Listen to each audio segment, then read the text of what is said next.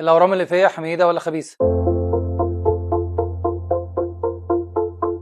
اكتر حاجه بتقلق حالات الاورام الليفيه ان هي لما بتعرف ان عندها ورم ليفي بيجي في دماغها دايما ان هي في ورم خبيث في الجسم، وان الورم ده ممكن ينتشر ويتحول ويسبب مشاكل تانية ممكن يؤدي في الاخر الى الوفاه. حاجه يا جماعه احنا اتكلمنا في الموضوع ده قبل كده، الاورام الليفيه حميده 100%، حالات نادره جدا جدا جدا جدا، وحط 500 جدا ورا بعض اللي ممكن تتحول لاورام سرطانيه، بيبقى شكلها باين معانا بالسونار، لما بنبص عليها بالسونار ونحط دوبلر على الورم الليفي بيبقى عارفين ان كان في اشتباه ولا لا.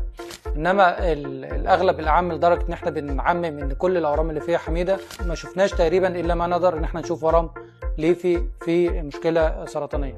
فاللي عندها اورام ليفيه ما تقلقش تماما من موضوع ان هو حميد ولا خبيث، هو حميد 100%.